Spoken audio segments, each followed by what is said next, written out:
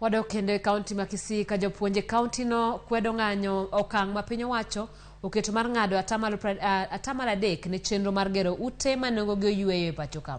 Jopuonj go dwaro ni piny owacho medgi osara kod atamalo 30 kaka yor reso jopuonj kuom pek mar ngima mamedo idho. Kisii Otieno miyo waler. Romo mar jopuonj mag nasari mag sikunde primar kod sekondar mantie e alwora mar Nyaribari Masaba. Romo mabende ne oyuor kod apisas e migawo mar somo ne omiyo jokanyo thuolo mar twak e weche motenore kod chenro mag somo. Jopuonj ok mor e wi chenro mar ng'ado atamalo 3 mar osachgi ne chenro mar gedo magudi. The 3% levy that they wanted to tax our teachers, let them make 30% for salary increment. So the teachers, what they want is salary increment, is not a deduction. Our unions, NAT and KUPPET, signed with the TSC CPA without anything.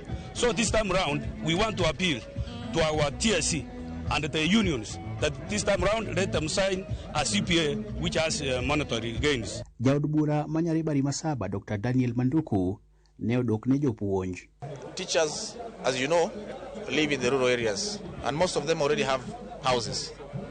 And so it will not make sense to tax someone 3% and yet he has a house.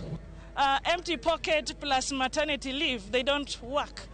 Us as female teachers, the women, we've been able to use this CBA. We cannot use the maternity leave because we are empty stomached. Paro mar piny owacho mar siro atamalo 30 kende mag jopuonjre madonjo e mbalariany bende oywayo duond jokanyo. We are targeting 30%. So if we reach 30%, we go to university, then we will be there. Finally, even those who don't make it to university, you know very well, the TVET section is absorbing a good number of them.